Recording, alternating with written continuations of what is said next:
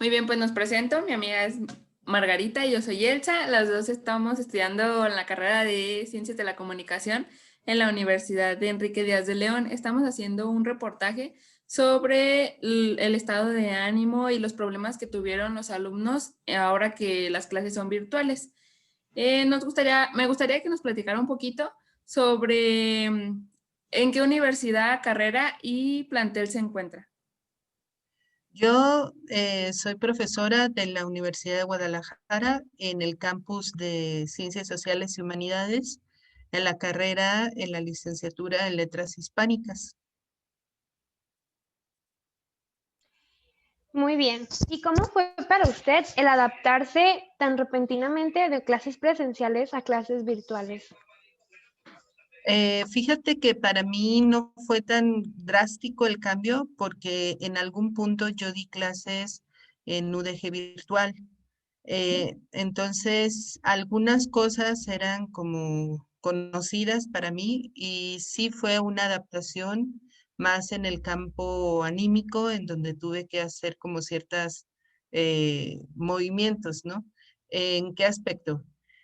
Reducir a lo mejor algunos de los contenidos para que no fuera como tan pesado, saber que el conocimiento puede ser asincrónico, es decir, no siempre estar conectados a la misma hora todos, puesto que sí al principio y todavía en este semestre pasado hubo chicos cuya conexión fue muy mala, entonces de pronto no les soportaba la plataforma que se pudieran conectar, lo sacaba o de plano no escuchaban o no veían, cuestiones de conectividad, ¿no? Entonces fue como hacer ciertas adaptaciones, pero siempre con la mejor disposición de que el conocimiento llegara a los estudiantes, más que nada, ¿no? ¿Cuáles fueron las principales dificultades en adaptarse a la virtualidad completamente?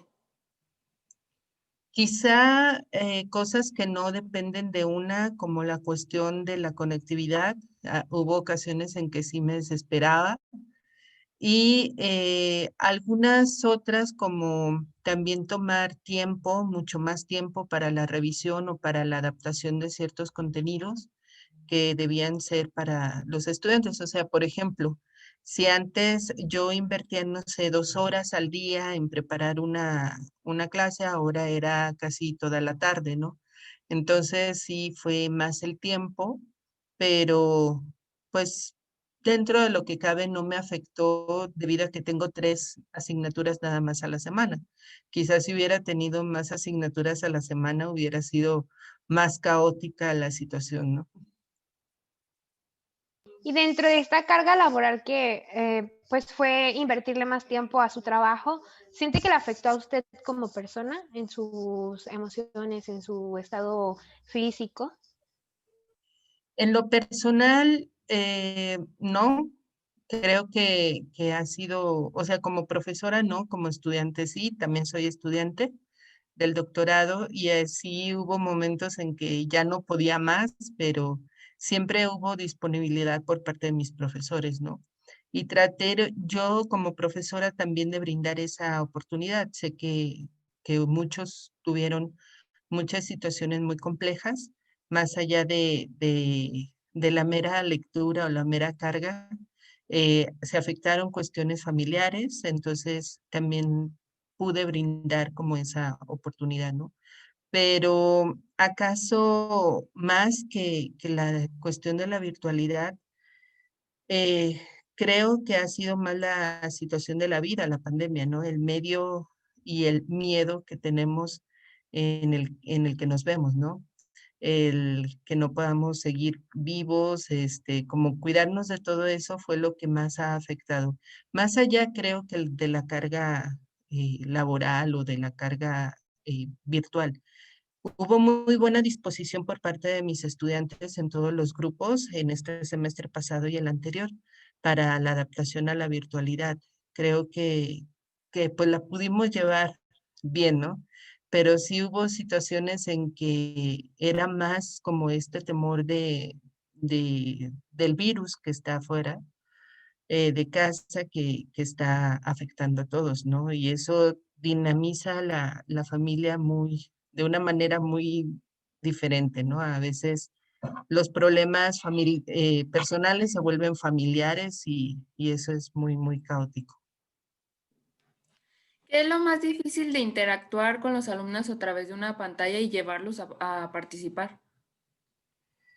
Hay dos cosas que creo que son difíciles. Una, que el conocimiento, el tema esté siendo significativo para los demás, porque a veces en la pantalla nos distraemos mucho o hay que ser muy rápidos para que quede el conocimiento, ¿no? Y a veces mis asignaturas no son tan rápidas en ese sentido, no son tan prácticas, son más, en ocasiones más teóricas. Entonces, esa sí fue una de las cosas a las que nos enfrentamos. Y creo que la segunda situación respecto a la virtualidad es el expresarse corporalmente. Hay una asignatura que imparto que es expresión oral, y si bien trabajamos con la voz, para mí también es importante el cuerpo y cómo hacerlo vivo, cómo dar retroalimentación si estamos en una pantalla y este cuadro nos limita, ¿no? O sea, no puedo ver a la persona en su totalidad, no sé cómo acercarme a ver sus movimientos si el cuadro de la computadora a veces es muy pequeño, ¿no? Entonces ese creo que sí es un gran reto, puesto que sí nos limita ahí la virtualidad en ese aspecto. ¿Y cómo fue el desempeño de los alumnos durante las clases en el transcurso? ¿Aumentó, disminuyó, varió? Varió bastante. Al inicio eran muchos y después, bueno, especialmente en una de las asignaturas en segundo, observé que disminuyeron varios de los asistentes y otros fue intermitente, que ya me habían planteado que la plataforma no les permitía mucho pues el ingresar, ¿no? Que los botaba o que de pronto una situación como muy personal, el aspecto laboral les impedía ingresar exactamente a esa hora, ¿no? Eh, en ese sentido, gracias al aporte de todos los estudiantes, pues ahora sí el común acuerdo, grabamos todas las sesiones. Entonces, quien no podía ingresar en ese momento, podía verlo después. En ese aspecto, creo que fue un gran desempeño porque las clases nunca estuvieron muertas, puedo decir así, o sea, hubo participación por parte de todos y siempre hubo una muy buena disposición para el diálogo, el aprender y todo lo que conlleva esta nueva forma de enseñanza, ¿no? ¿Qué estrategias utilizó para mantener motivados a sus alumnos y pues también interesados dentro de la clase? Bueno, varias. En una decíamos que era los viernes de música crítica y algo de literatura. Les otorgué ese permiso de los 15 minutos que en ocasiones tenemos en la presencialidad de llegar a una clase para que se integraran los estudiantes. Y en ese aspecto, alguno de ellos ponía música mientras ingresaban, lo cual hacía más amena la situación. Otra es que les permitía a ellos también decidir muchas de las acciones, debido a que también responde eso a la responsabilidad que ellos adquieren. Yo siempre les he dicho, soy alguien que trata con adultos, ¿no? Y en ese sentido asumimos responsabilidades. Entonces me parece que la comunicación constante, el hecho de que ellos hayan podido diseñar algunas estrategias de acercamiento, la preparación de sus clases, sus temas que presentaron, que si bien en la presencialidad hubiera sido una presentación común y corriente, creo que aquí hubo oportunidad en que ellos creativamente también lo hicieran. Y en una de las asignaturas, que es justo la de crítica literaria, de la de los viernes, les dejé que el proyecto final lo diseñara cada uno, ¿no? Y creo que esa es una motivación, me parece, porque si bien trabajamos con lecturas, trabajamos con análisis, el hecho de decidir cómo voy a presentar mi trabajo sin que alguien nos esté diciendo así, tiene que ser exactamente, pues te motiva, ¿no? Y creo que les permití realizar varias acciones, siempre teniendo cierto anclaje a las actividades que nosotros tenemos que realizar, pero desde mi perspectiva no exactamente como cualquier otro lo podría haber hecho, ¿no? O sea, de decidir el objeto de estudio, de decidir que sí, que no, debido al tiempo. A veces en ocasiones teníamos que tomar un tiempo y ser conscientes también de ello, ¿no? O sea, el hecho de preparar, por ejemplo, en expresión oral un video para que ellos pudieran decir qué era lo que consideraban que le faltaba al centro universitario, pues también me parece que es involucrarse e interesarse en la clase, ¿no? Traté de que las clases fueran pensadas también en sus tiempos, ¿no?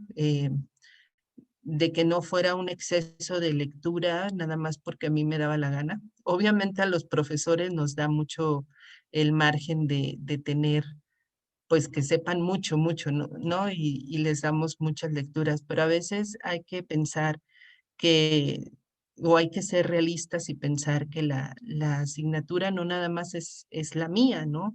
En ocasiones toman 6, 7, 8 asignaturas y todas con una carga impresionante de lectura. Entonces hay que optimizar más la lectura con relación a que sea un aprendizaje significativo. Entonces traté yo de que fueran lecturas que les permitieran como anclarse, perdón, como anclarse a, ese fue uno de los problemas en las clases, eh, que les permitiera anclarse como a lo que estaban haciendo, ¿no? O sea, no que fueran asignaturas fuera de contexto en ese sentido. Y pues creo que es eso, o sea, mantener la comunicación constante con los estudiantes, saber qué es lo que está pasando, abrirles esa oportunidad de que se expresen, porque a veces pues lo ven a uno como profesor y cómo le voy a decir al profesor que no pude entregar la tarea porque ahora sí mi perro me está aturdiendo, ¿no? Y es entendible, porque en un medio en el que estás confinado, todo te puede llegar a abrumar, ¿no? Y hasta algo que era agradable te vuelve más irascible. Entonces, es entendible en ese sentido. Mientras tengamos este margen, podemos hacer muchas cosas. ¿Y usted lograba percibir como el estado de ánimo de los alumnos a través de la pantalla? En ocasiones, muchos se conectaban dejando como la inicial, utilizábamos la plataforma Meet, que es la que me permite tener más tiempo en conexión. Y muchos se conectaban solo con, digamos, fuera de cámara, ¿no? Pero individualmente algunos me escribían o me pedían hablar después de clase, o a veces, como yo todos los tenía ingresados en mi WhatsApp, a veces sí distinguía por ciertos posts, como dicen, o status, ciertas situaciones que les afectaban, ¿no? Siempre yo tratando de respetar, pues eso es particular, pero cuando ya hay cosas como que a veces uno se desahoga mediante ese tipo de situaciones, ¿no?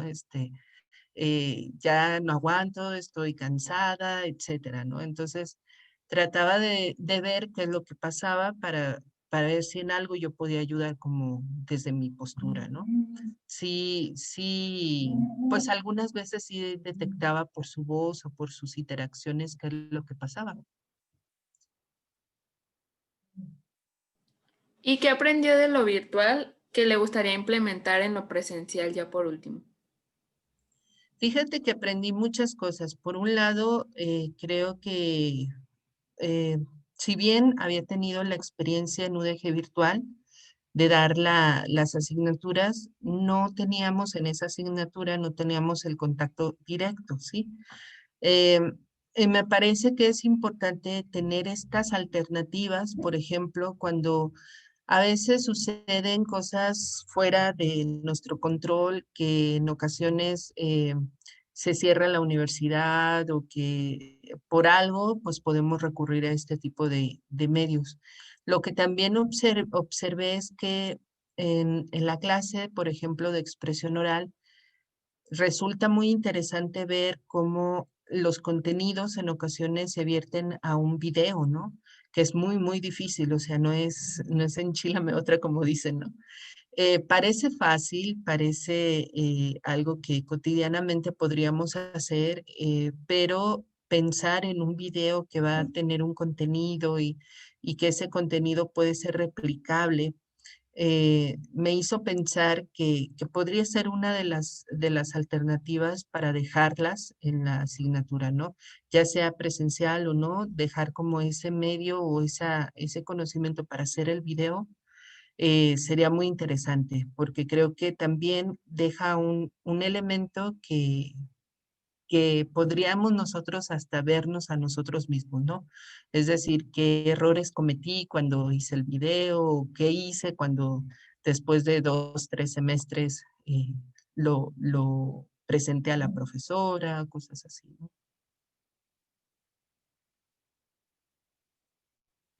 Pues esto sería todo, agradeciendo pues que nos diera un poco de su tiempo para ayudarnos a contestar estas preguntas.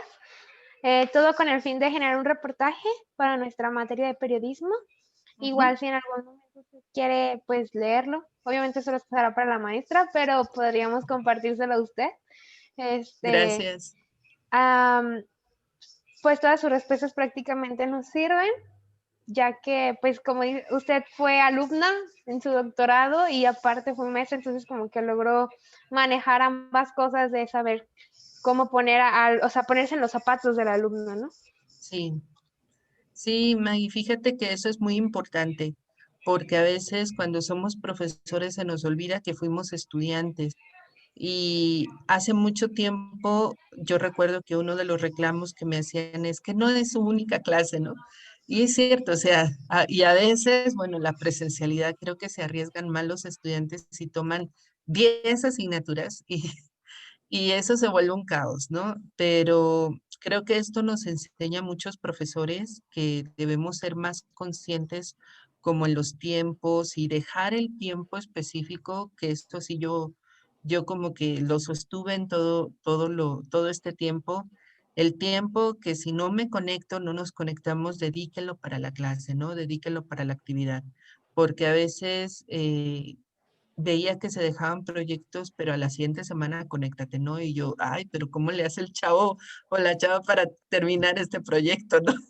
Entonces sí, traté yo de mediar porque a veces como profesores se nos va el tiempo, ¿no? Y eso me di cuenta o lo hice muy consciente en el doctorado, que nos dejaban una lectura para una semana y pues en ocasiones será muy complejo, ¿no? Al inicio, ya después empezaron los profesores a entender ciertas cosas.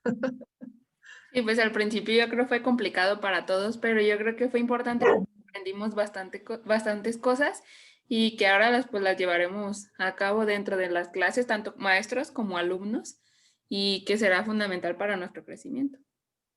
Eso sí, eso sí. Pues muchas gracias a ustedes y cualquier cosa aquí estoy. Muchísimas Muchísimas gracias. gracias. Gracias.